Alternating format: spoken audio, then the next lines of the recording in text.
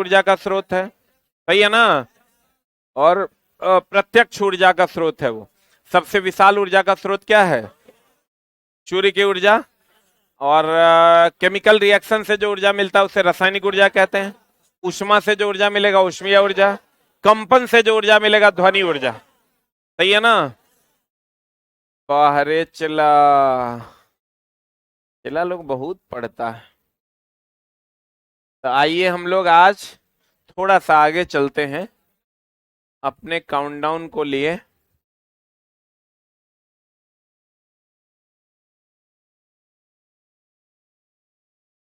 बाबू सोना हमारे पिछले क्लास में यहां तक पढ़ लिए थे हम लोग।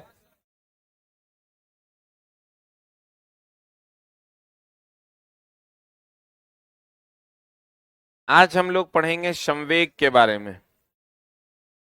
किसके बारे में पढ़ेंगे?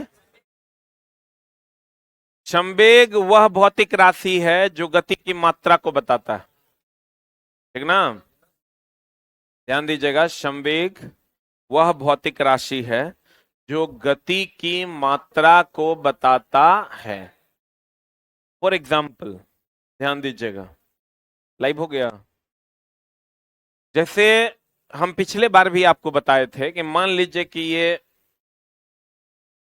कोई ऑब्स्टेकल है, ये वस्तु है, और हम और एक छोटा सा बच्चा है, और दो कुर्सियां हैं मान लीजिए, और हम और एक छोटा सा बच्चा है। दोनों का वेग सेम है। अगर दोनों आदमी ने अलग अलग कुर्सियों पे मारा तो मेरे से ज्यादा दूर जाएगा क्योंकि मेरा द्रव्यमान ज्यादा है। लेकिन अगर मेरा वेग बहुत कम है और उस बच्चे का वेग बहुत ज्यादा है तो बच्चे से ज्यादा दूर जाएगा कि हमसे ज्यादा दूर जाएगा। अगर मेरा और बच्चे का वेग समान है, कुर्सी में धक्का मारेंगे तो किससे ज्यादा दूर जाएगा?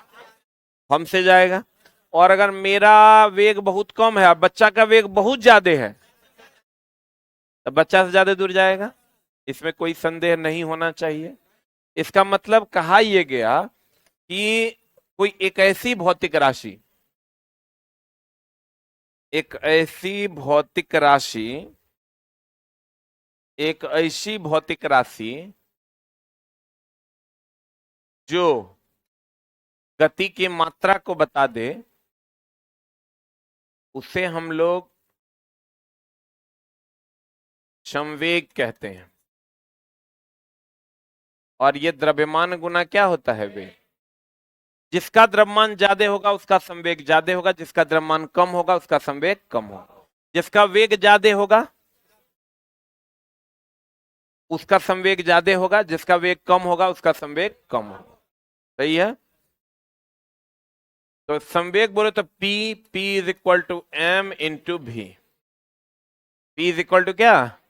m into v. अगर हम इसकी बात करें चला जी, तो इसका अगर P का SI मात्रक निकालेंगे, संवेग को P से डिनोट करते हैं, P का SI मात्रक अगर हम निकालते हैं तो मेरी जाने मोहब्बत ही हो जाएगा kg मीटर पर सेकेंड होगा। P का SI मात्रक m का हो जाएगा kg, अब वेग है तो क्या हो जाएगा? Metre per second. इसका बीमा निकालते हैं, P का बीमा, P का बीमा हो जाएगा mL/t पर पावर -1। बोलो हाँ या ना। P का SI मात्रक की अगर हम बात करें तो ये kg मीटर पर सेकेंड हो जाएगा। बोलिए। आप P का बीमा की अगर हम बात करें तो kg का m का L, S का t। बोलो। ये तो संवेग का बीमा हो गया। और ये संवेग द्रव्यमान गुना वेग है तो वेग सदिश राशि है तो ये भी सदिश राशि हो जाएगा। तो चला, संवेग एक सदिश राशि है। संवेग कौन राशि है? सदिश राशि है। Any doubt? P का SI मात्रक kg metre per second, P की बीमा, आप P क्या है? अब चलो देखिए, इसका एक और फॉर्मूला होता है। जैसे मान लीजिए, एक तो P बराबर m इंटू भी। P बराबर क्या होगा फॉर्मूला? m इंटू भी, यानी संवेग बराबर द्रव्यमान गुना वेग। संवेग बराबर, संवेग बराबर, क्लियर है? अब देखो, P बराबर, संवेग वह भौतिक राशि है जो गति की मात्रा को बताता है। अगर एक होता है रेखीय संवेग, एक होता है कोणीय संवेग। अगर रेखीय गति है तो रेखीय गति की मात्रा को रेखीय संवेग, और कोणीय गति की मात्रा को कोणीय संवेग। नहीं समझे? रेखीय गति की मात्रा को रेखीय संवेग, और कोणीय गति की मात्रा को कोणीय संवेग। रेखीय गति की मात्रा को, और कोणीय गति की मात्रा को कौन संवेग? कोणीय संवेग से दर्शाते हैं। अब चला, संवेग बराबर अगर द्रव्यमान गुना वेग होता है, ऊपर नीचे टाइम से मल्टीप्लाई कर दीजिए अपने मन से। अगर मल्टीप्लाई कीजिएगा तो इसको हम लिख सकते हैं m v by t into t. अब वेग में परिवर्तन की दर को क्या कहते हैं? त्वरण। इसको हम लिख सकते हैं एम ए इंटू टी। बोलो चला, एम ए इंटू टी। अभी देखो चला, एक लड़का है पीछे खड़ा हुआ, उसका ग्रुप डी में फाइनल सिलेक्शन हो गया, हुगली बोर्ड है ना। अब फाइनल सिलेक्शन हो गया तो उसका तो ईगो 7वें आसमान पे होना चाहिए, मेरा तो सरकारी नौकरी लग गया। लेकिन वो बच्चा फिर भी खड़ा है कि सर हमको अभी बताइए कि कैसे मेरा ड्राइवर निकलेगा, हमको बताइए कि कौन क्लास अभी हम कर ले जितना टाइम हमारा बचल है। सीट नहीं मिला तो पीछे खड़ा हो गया, कुछ सीख के चले जाएंगे। कुछ आता तभी नीचे चला जाता, सोचता हो बाद में आएंगे, अब तो हमारा हो गया। लेकिन वो इसलिए खड़ा है कि पूछ लेंगे कि सर अब हमको कौन कौन क्लास पढ़ लेंगे तो हमारा काम हो जाएगा। तो ये होते हैं बच्चे जो गवर्नमेंट जॉब लेते हैं। और कुछ बच्चे होते हैं चला जो नहीं लेने वाले हैं, वो अलग है, सबका क्राइटेरिया अपना अपना बना हुआ है। वो लड़का है उसका गुड्स गार्ड हो गया है, आसाम वाले टेस्ट में आता है वो पढ़ने। अब जगह गुड्स गार्ड हो गया, पढ़ने आने का भी कोई खास जरूरत नहीं है, तो वो कह रहा है कि सर अभी हम आगे डिपार्टमेंटल देंगे ना, तो उसके लिए अभी पढ़ लेते हैं, उस टाइम टाइम मिलेगा कि नहीं मिलेगा। अभी आप सर बढ़िया बढ़िया क्वेश्चन पढ़ा रहे हैं नबका नबका, तब पढ़ लेते हैं, फिर के पढ़ाएगा। अब वो आगे डेली बैठ जाता है। तो ये होते हैं पढ़ने वाले बच्चे। तो आपको चला इन सब चीजों से सीखना चाहिए, दिमाग को अस्थिर रखिए। और सीखने का कोई लिमिट नहीं है, और आगे बढ़ने का भी कोई लिमिट नहीं है। जितना आप पढ़िएगा उतना ज्यादा आप आगे बढ़िएगा। जो बच्चा ग्रुप डी में था, जैसे किसी को 5-6 साल से पढ़ रहा था अब नौकरी हुआ, तो और किसी को 2 साल पढ़ रहा था और नौकरी हो गया, तो दोनों का अलग अलग एडवांटेज है। जब 5-6 साल से पढ़ रहा था उसके पास कंटेंट भी तो जमा हो गया है, तो जब डिपार्टमेंटल देगा तो यहां तो नहीं दाब पाया, लेकिन वहां दाब के मार देगा वो। तो knowledge never be a wastage material, knowledge कभी वेस्टेज नहीं होता है। इसलिए आप ये मत सोचे कि 1 साल में जॉब हो रहा है कि 2 साल में। जॉब अगर होगा तो लेट से भी होगा, तो वो उसका फायदा आपको आगे मिल जाएगा। तो कहते हैं चला, अगर इसको हम एम ए कर दे तो एम ए कर देंगे तो बताइए क्या हो जाएगा? एफ इंटू टी हो जाएगा, क्योंकि एफ बराबर क्या होता है? M a. M a into t तो एफ इंटू टी, क्योंकि एफ बराबर क्या होता है चला, और एफ बराबर एम ए होता है, तो एफ इंटू टी हो गया। तो इसका यूनिट क्या हो जाएगा? Newton second. बोलिए, एक यूनिट तो इसका एम इंटू भी से निकल जाएगा, केजी मीटर पर सेकेंड। आई हो गया न्यूटन सेकेंड। तो एक बात बताइए, न्यूटन को हम क्या लिख सकते हैं? KG metre square per second square, KG metre, KG metre, KG metre per second. अरे वे का बल का क्या होता है? KG metre per second square. बोलो रे, आई इंटू सेकेंड, टी हो जाएगा केजी मीटर पर सेकेंड। अरे चला, बल का न्यूटन, न्यूटन का केजी मीटर पर सेकंड स्क्वायर है, सेकंड का सेकंड डे हो गया था, e second power minus 2 second power 1, तो सेकंड पावर माइनस 1 होगा, तो हो जाएगा केजी मीटर पर सेकंड। बोलो, तो ई चला, आई से भी पी बराबर एम इंटू भी होता है। पी बराबर क्या होता है? एम इंटू भी। तो एम हो गया केजी आई मीटर पर सेकंड, केजी मीटर पर सेकंड नहीं हो गया? बोलिए, पी का एम इंटू भी होता है के जी आई मीटर पर सेकंड। केजी मीटर पर सेकंड तो ऐसे भी हुआ, केजी मीटर पर सेकंड ऐसे भी हुआ, और केजी मीटर पर सेकंड को ही हम न्यूटन सेकंड भी लिख सकते हैं। बोले मैं नहीं करेगा। ये वो चीज जान लो, चलो फॉर्मूला के हिसाब से यूनिट होता है। यूनिट जो होता है फॉर्मूला के हिसाब से होता है। फॉर एग्जाम्पल, अगर आप एग्जाम्पल कहिएगा, चला जी, अरे यार गौर फरमाइएगा। फॉर एग्जाम्पल, अगर पी पावर है, पी क्या है? ही वोल्टेज है, आई करंट है और आर क्या है, प्रतिरोध है, रेजिस्टेंस है। तो P बराबर अगर वी आई, शक्ति का ऐसा मात्रक क्या होता है, शक्ति का ऐसा मात्रक वाट होता है, शक्ति का ऐसा मात्रक। तो चला ये वोल्ट, V का वोल्ट ना, इसका एक यूनिट वोल्ट एम्पियर भी होगा, और यही वोल्ट एम्पियर जो है ये वाट के बराबर भी होगा। इसका एक फॉर्मूला होता है वी स्क्वायर बाय आर, तो इसका मतलब वोल्ट का स्क्वायर अब बट्टे ओम होगा, वोल्ट का स्क्वायर बट्टे क्या होगा, ओम होगा। तो ये वोल्ट का स्क्वायर बट्टे ओम को हम लोग वाट भी लिखते हैं, मेरा बात समझ रहा है, फॉर्मूला के हिसाब से यूनिट होता है, लेकिन इसको हम लोग धीरे धीरे आगे समझेंगे। फिलहाल आप ये जानिए, उतना गोगो गोगो नहीं करना है, सीधा जानना है P बराबर M इंटू V भी होता है, F इंटू T भी होता है, क्योंकि एग्जाम हॉल में उतना झोल नहीं चलता है। एग्जाम हॉल में डायरेक्ट बात होता है कि भैया फॉर्मूला क्या होगा, ठीक है।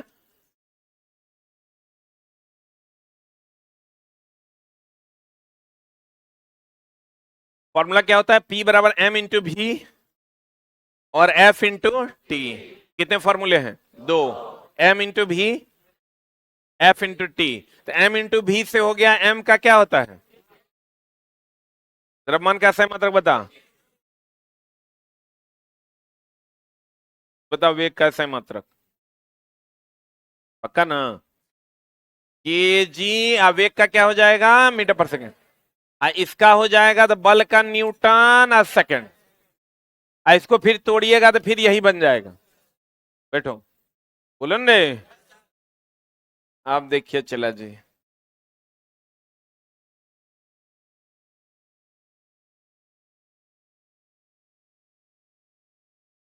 तो देखिए जिसमें ज्यादा वेग होगा, जैसे ये स्थिर है तो नो मोमेंटम, ये मोर मोमेंटम है क्योंकि इसका वेग देखो ज्यादा है, इसका द्रव्यमान ज्यादा है, इसका द्रव्यमान ना इमोस्ट है, इमोस्ट ना है। तो देखो इसका वेग ज्यादा है, इमोस्ट है, मोस्ट मतलब मोर से ज्यादा, ई मोर है मतलब इससे ज्यादा ये, इससे ज्यादा ये, क्योंकि ये स्थिर है, इसका वेग उससे ज्यादा है, इसका वेग सबसे ज्यादा है। तो कभी कभी वेग चूंकि सब 15 केजी का है, ये भी 15 केजी का है, ई कार भी 15 केजी का है, और ई कार भी कितना केजी का है, 15 केजी का है, लेकिन इसका वेग 0 मीटर पर सेकेंड है, इसका 10 मीटर पर सेकेंड है, इसका 20 मीटर पर सेकेंड है। जिसका वेग ज्यादा होगा उसका संवेग ज्यादा ना होगा हो, अगर द्रव्यमान समान है तो, द्रव्यमान समान है तो संवेग बराबर द्रव्यमान गुना वेग, द्रव्यमान समान है तो जकर वेग ज्यादा होगा ओकर संवेग ज्यादा होगा, जकर वेग कम होगा ओकर संवेग कम होगा। बोलो हाँ या ना।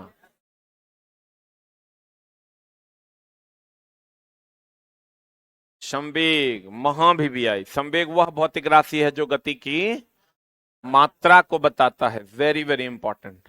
संवेग बराबर द्रव्यमान गुना वेग।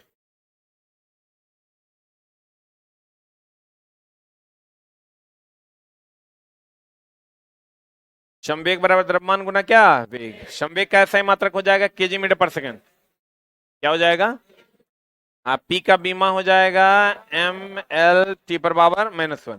आज संवेग सदिश है क्या अदिश, बहुत बढ़िया बात। संवेग और गतिज ऊर्जा में संबंध, किसमें संबंध चला, संवेग और गतिज ऊर्जा में संबंध। काइनेटिक एनर्जी बराबर फॉर्मूला बताइए, हाफ mv स्क्वायर। संवेग बराबर गतिज ऊर्जा बराबर फॉर्मूला हाफ mv स्क्वायर, सही है ना।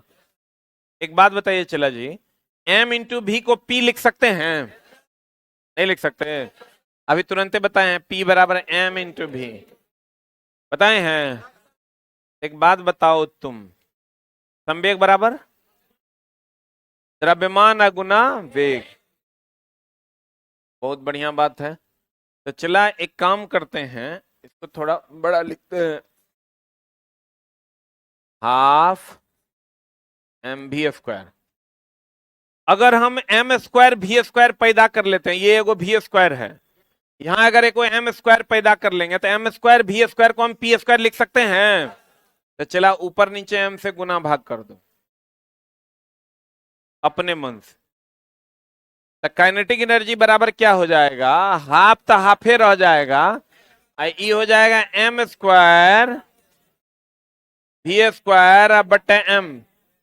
बोलो हाँ या ना। काइनेटिक एनर्जी बराबर हो जाएगा एम स्क्वायर वी स्क्वायर को हम लिख सकते हैं पी स्क्वायर आप बटे 2m। बोलो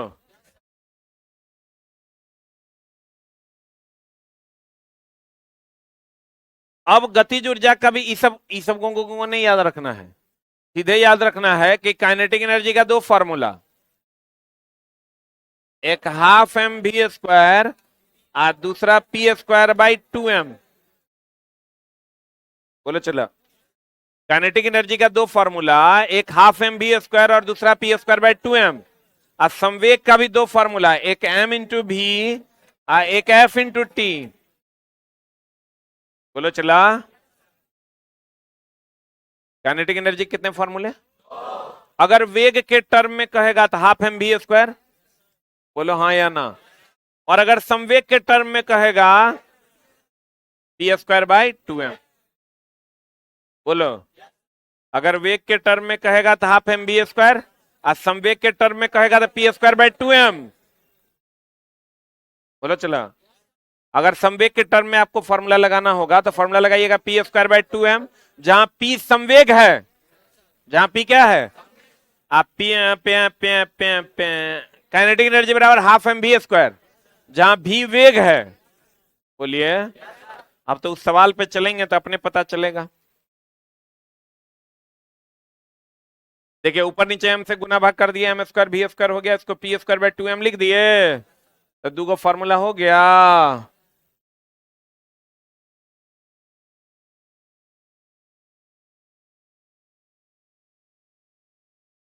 गौर फरमाइए। चला, अगर किसी वस्तु का संवेग 10% की वृद्धि कर दी जाए तो उसकी एक चला, आप पढ़े होंगे अगर प्रॉफिट एंड लॉस, आप लोग मैथ पढ़ते हैं, ध्यान दीजिएगा,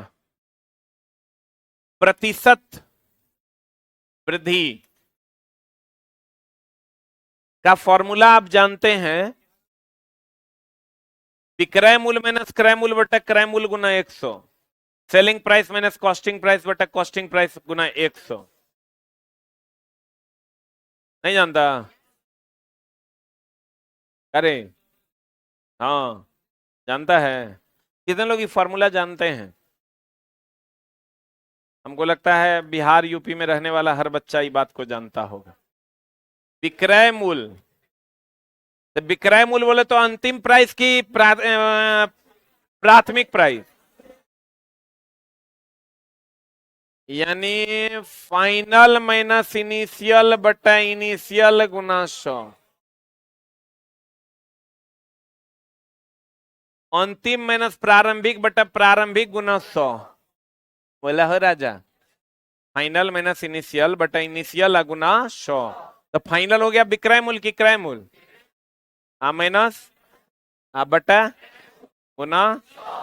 बहुत बढ़िया बात, ये ध्वनि बिहारी यूपी में आ सकता है ना। तो चला, हम लोग जहाँ उड़ीसा में पढ़ते थे तो वहां सब बच्चा का मैथ साफे गोल था, साफ। उन लोग को इंजीनियरिंग कॉलेज में आ तो गया था, कंप्यूटर सबको आता था, मैथ फिजिक्स जो है बोरा में था।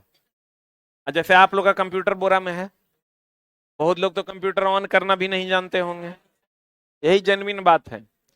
बिहार और यूपी में रहने वाले बच्चे कंप्यूटर ऑन करना तक नहीं जानते, लेकिन यूपी में तो जानते होंगे क्योंकि उधर कंप्यूटर बांटता है सरकार।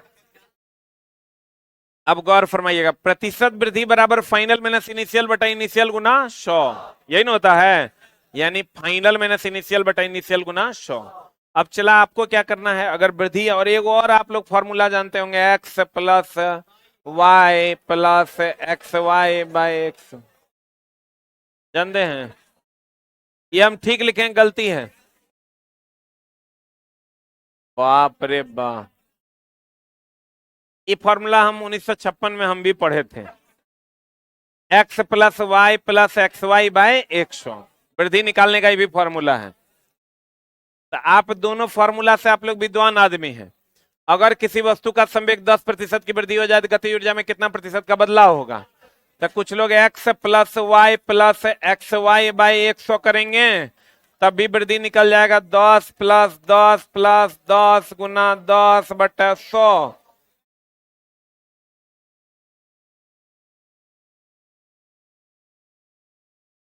ये ऐसे बनाए हैं कभी? ये सही है गलती? पक्का? बाहर चला। पहली बार मेरा मैथ जो है सही हुआ है। सही है ना? पक्का? आज 200 ई कितना लोगों को ई बात आता है?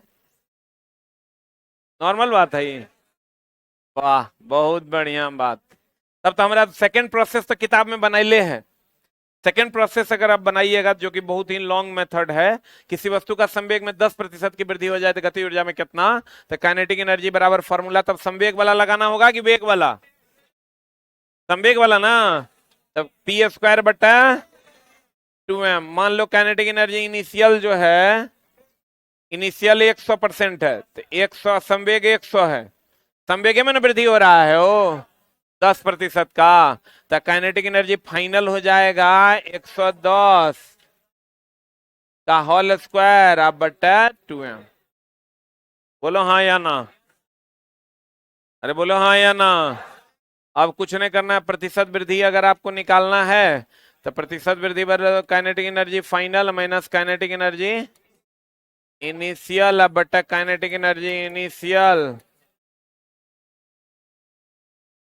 गुना कितना 100। अब से दोनों का वैल्यू पुट कर देंगे, आंसर निकाल लेंगे। बोलिए, बोलो रे। यह शॉर्टकट आपके पास है, ये है। अब देखो, अगर किसी वस्तु की गतिज ऊर्जा में 44% की वृद्धि हो जाए तब कितना का बदलाव होगा? तो देखो, काइनेटिक एनर्जी किसमें बदलाव वृद्धि हो रहा है? तो बताओ, काइनेटिक एनर्जी बराबर फॉर्मूला क्या जानते हैं आप? p² bye 2m। p बराबर क्या हो जाएगा? ना p बराबर हो जाएगा काइनेटिक एनर्जी इंटू 2m एकर रूट। बोलो हाँ या ना? सही लिखे हैं? गलती है? इसको हम लिख सकते हैं p बराबर under root of 2m under root of kinetic energy. कौन गलत लिख दिया? अरे क्या किए पता है? √2 × √3 होगा, रूट अंडर 2 × 3 होगा, तो हमार मैथ कहता है कि √2 इंटू √3 लिख सकते हैं। 2 + 3 होगा तो एक हम ऐसा लिख सकते हैं क्या? नहीं लिख सकते हैं। बोले मैं नहीं करेगा। गुना में रूट डिवाइड हो जाएगा, जबकि जोड़ में रूट डिवाइड नहीं होता, तो यहां तो चला गुना में ना है, यहां जो है ये गुना में ना है, तो डिवाइड कर दिया, तो बहुत बढ़िया बात। P initial, initial kinetic energy कर रहा है 44% की वृद्धि, तो under root of 2m under root of 100 मान लो इनिशियल। अब फाइनल कर रहा है 44% का वृद्धि, under root 2m under root 144 होगा। अब फॉर्मूला लगा दीजिए प्रतिशत वृद्धि का, P final minus P initial बटा P इनिशियल गुना 100। बोलो हाँ या ना? अब बताओ फाइनल कितना है? अरे इसको हम लिख सकते हैं 10√2m, इसको लिख सकते हैं 12√2m। बोलो, ये हो जाएगा 12√2m माइनस 10√2m आप बटा 10√2m गुना 100। बोलो हाँ या ना? जोड़ घटाव कर देंगे, √2m कॉमन लेके काट देंगे, 12 में से 10 गया 2, 10 दिन 100, 10 दूनी 20, कितना परसेंट? 20% is the answer. बोलो हाँ या ना? ये XY पर नहीं बनेगा? बन जाएगा? बना के देखो तो आंसर आता है। कितना रखे? अब पता नहीं, हमरा नहीं आता। जेकरा आता है से बना लो, नहीं आता है तो अपन मास्टर से पूछ लेना। हमरा उतना मैथ आता, मैथे नहीं पढ़ाते हैं। देखो, अगर किसी वस्तु की गति ऊर्जा 44% की वृद्धि हो जाए तो संवेग में बदलाव क्या होगा? तो इनिशियल हो गया चला 100, अब फाइनल 44% की वृद्धि कर दिए, बोलो रे। तो इसको चला फाइनल माइनस इनिशियल बटा इनिशियल गुना 100, फाइनल बोले तो विक्रय मूल्य माइनस क्रय मूल्य बटा क्रय मूल्य गुना 100। बोलो हाँ कि ना?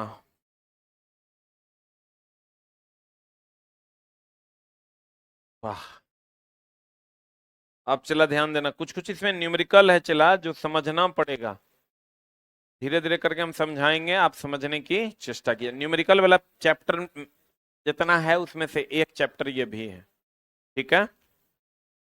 एक बात बताइए आप, ए समानुपाती है बी के, चला जी, ओ चला जी, बाबू हमर ए समानुपाती किसके? बी के है ना? हाँ, समानुपाती का चिन्ह, गर्मी तो चला ऐसा है कि ऐसा ऐसा जगह से पसीना निकलेगा कि ये अभी तो शुरुए हुआ है, मामला गड़बड़ है। ए समानुपाती बी, तो समानुपाती का चिन्ह जब हटा देंगे तो एक कांस्टेंट आता है के इंटू बी, बोलो। वहां पे लग रहा है उल्टी हो जाएगा, 1 मिनट चला, नहीं तो मामला गड़बड़ आ जाएगा। अरे बाप रे,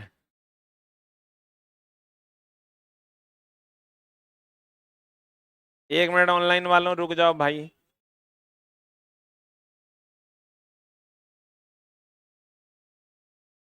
भाई खिड़की खोल दो, थोड़ा सा हवा आने जाने दो।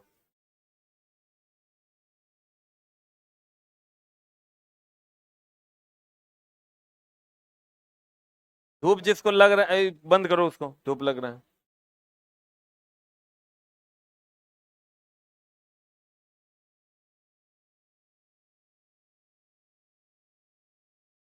हे भाग गर्मी दे रहा है पूरा, ही गर्म, यहाँ बड़ा ठंडा हवा आ रहा है।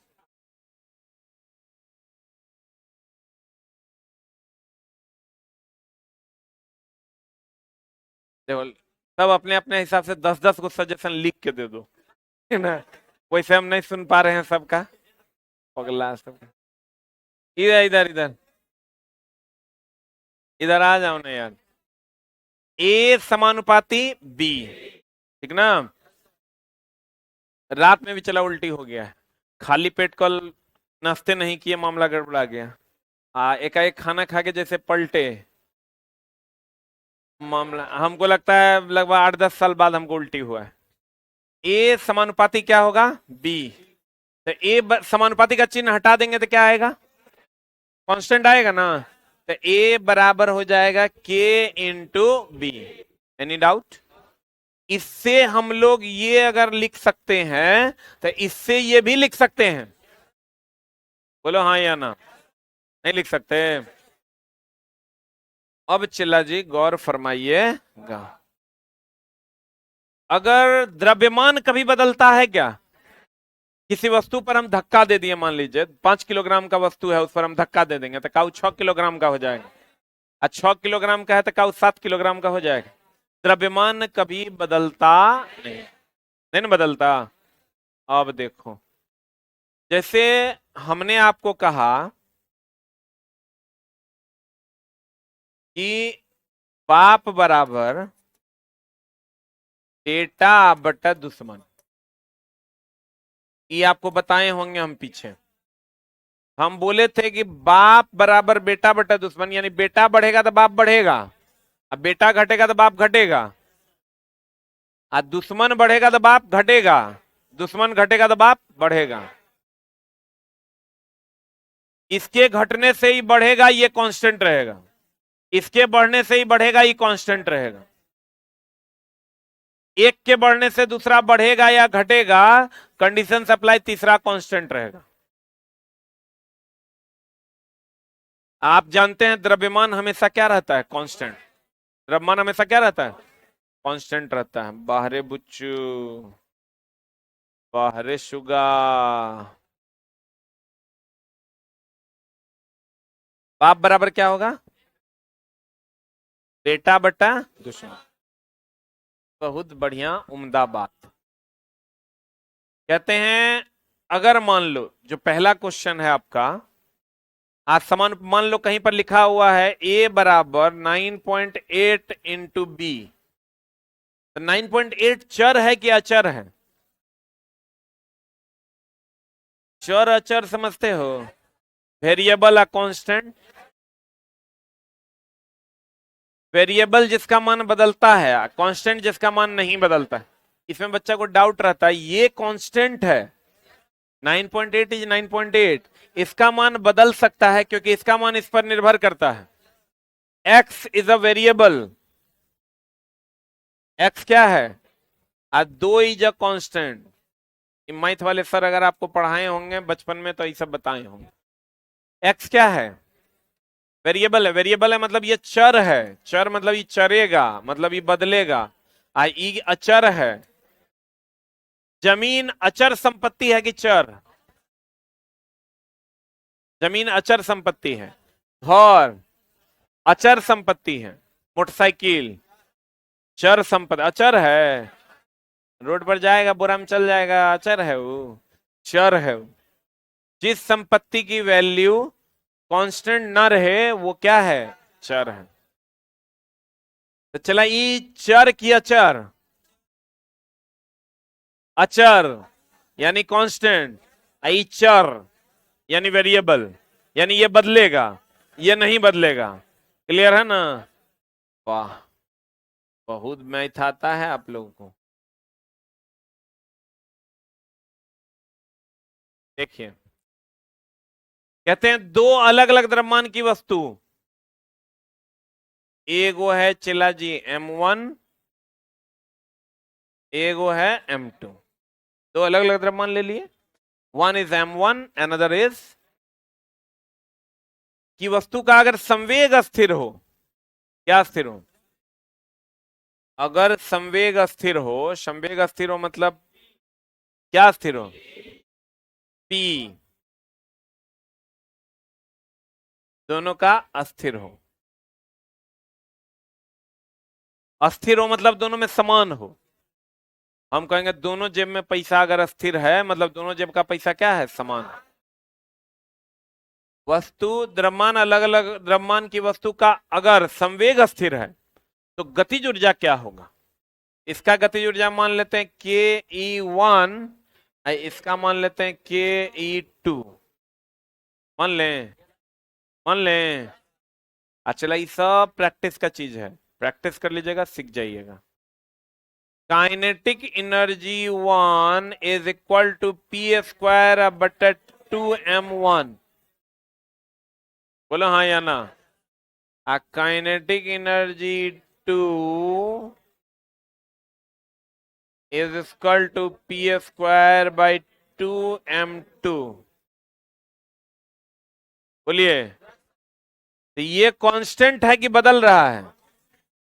तो यहां से हम लिख सकते हैं kinetic energy 1 is direct, constant को हटाएंगे समानुपाती आएगा, डायरेक्टली प्रोपोर्शनल। ये भी ना कांस्टेंट है, दो भी तो कांस्टेंट है, इनवर्सली प्रोपोर्शनल टू m1। यहां लिखेंगे kinetic energy 2 is inversely proportional to 1 by m2। ये कांस्टेंट था, इसको हटा दिए, ये कांस्टेंट था, इसको हटा दिए, समानुपाती का चिन्ह ले आए। इसको समीकरण मान लीजिए एक। इस सब का चला जुगाड़ है, टेंशन नहीं लो, ये सब नहीं करना पड़ेगा, डायरेक्ट क्वेश्चन देखोगे आंसर मार दोगे। ठीक है, अब ये दोनों को अगर कॉमनली हम लें तो हम इसमें भी देख रहे हैं कि गतिज ऊर्जा द्रव्यमान के व्युत्क्रमानुपाती है, इसमें भी गतिज ऊर्जा द्रव्यमान के व्युत्क्रमानुपाती है। तो फ्रॉम 1 एंड 2, फ्रॉम 1 एंड 2 क्या लिखेंगे? Kinetic energy is inversely proportional to द्रव्यमान। बोलो हाँ या ना? इसका मतलब जिसका अगर संवेग अस्थिर है तो जिसका द्रव्यमान कम होगा उसकी गतिज ऊर्जा ज्यादा होगी, और जिसका द्रव्यमान अधिक होगा उसकी गतिज ऊर्जा कम होगी। बोलन रे, तो अब आपको क्वेश्चन पूछेगा कि बताइए अस्थिर है तो किसका गतिज ऊर्जा ज्यादा होगा? जेकर द्रव्यमान कम होगा ओकरे न गतिज ऊर्जा ज्यादा होगा। तो हल्के वाले का अधिक होगा कि भारी वाले का? हल्का वाला का ये अधिक होगा। ये कम जकर होगा ओकर सबसे ज्यादा होगा। आंसर बताओ। ए नंबर इज द आंसर। सही है।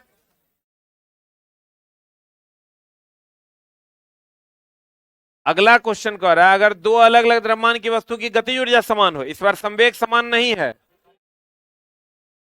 m1 m2 है, आज दोनों का क्या समान है?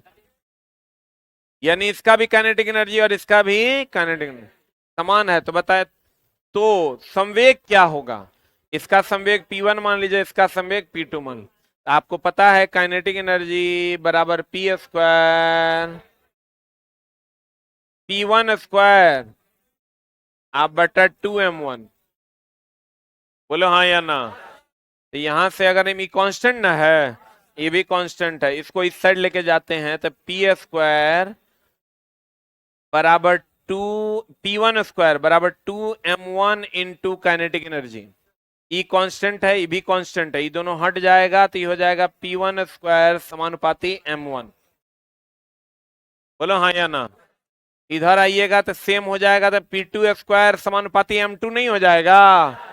तो चला इसका मतलब ये दोनों से इसको समीकरण एक मान लो, इसको समीकरण दो मान लो, तो दोनों से क्या हो गया? P समान फ्रॉम 1 एंड 2, P समानुपाती P स्क्वायर समानुपाती m हो जाएगा।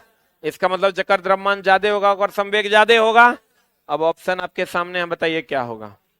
भारी वाले का अधिक होगा और हल्के वाले का कम होगा। दोनों में से जो ऑप्शन मिल जाए मार दो। होगा? बोलो रे। लेकिन चला एग्जाम हॉल में इतना तुम कर पाओगे? नहीं कर पाओगे। तो उपाय देखो क्या है। हम कौन सा चैप्टर पढ़ रहे हैं? वर्क पावर एंड एनर्जी पढ़ रहे हैं ना, कार्य शक्ति और ऊर्जा। तो चैप्टर का हेडिंग ऊर्जा है कि संवेग है? अरे चैप्टर है वर्क पावर एनर्जी। चैप्टर का हेडिंग क्या है? ये क्वेश्चन देखते ही बन जाते ज्यादा ना बेहतर है। चैप्टर का हेडिंग है ऊर्जा। ऊर्जा मुखिया हुआ, संवेग इसका मुखिया नहीं है। तो ऊर्जा मुखिया है, तो मुखिया जी अगर समान होंगे तो वही होगा जो होना चाहिए। अब मुखिया जी समान नहीं होंगे तो वो होगा जो नहीं होना चाहिए। आप कहिएगा नहीं समझे सर। जैसे मेरे और इस भाई में झगड़ा हुआ, स्टैंड अप, मेरे और इस MP वाले भाई में झगड़ा हो गया। झगड़ा हो गया और ये जो है मुखिया जी हैं। अब मुखिया जी जो है चला, ये ना मेरे तरफ है ना इनके तरफ है, ये उदासीन है, न्यूट्रल है, मतलब इस सबके लिए समान है। तो सबके लिए समान है तो वही होगा जो होना चाहिए। मतलब हल्के वाले का कम और भारी वाले का अधिक। लेकिन चला अगर ये मुखिया जी समान नहीं है, उसके तरफ है, तो ये वो होगा जो नहीं होना चाहिए। मतलब हल्के वाले का अधिक और भारी वाले का कम। नहीं समझा? मुखिया जी समान है तो वही होगा जो होना चाहिए। हल्के वाले का कम, भारी वाले का अधिक। अब मुखिया जी समान नहीं है, संवेग समान है, तो उल्टा हो जाएगा। भारी वाले का कम, हल्के वाले का अधिक। मुखिया जी कौन है? गतिज ऊर्जा की संवेग। गतिज ऊर्जा ना। क्वेश्चन कह देगा गतिज ऊर्जा समान है तो कहना भैया हल्के वाले का कम होगा, भारी वाले का अधिक होगा। कह देगा क्वेश्चन की गतिज ऊर्जा समान नहीं है, संवेग समान है, तो कहिएगा गतिज ऊर्जा समान नहीं ना है। तो न है कर मतलब समान नहीं है, मतलब किसी एक के तरफ होगा। इसका मतलब भैया हल्के वाले का अधिक, भारी वाले का कम। बोलन रे। बैठो। जैसे देखो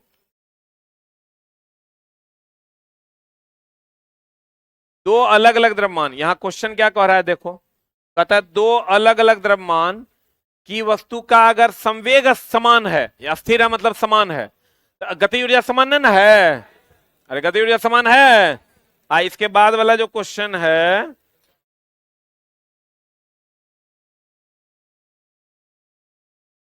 अगर दो अलग अलग द्रव्यमान की वस्तु की गति ऊर्जा समान है, मतलब मुखिया जी समान ना है, तो वही होगा जो होना चाहिए। भारी वाले का संवेग अधिक और हल्के वाले का कम। तो देखिए क्या होगा, हल्का और अधिक उल्टा दे दिया, भारी और अधिक ही होगा। एक और ऑप्शन इसका होगा हल्के वाले का कम।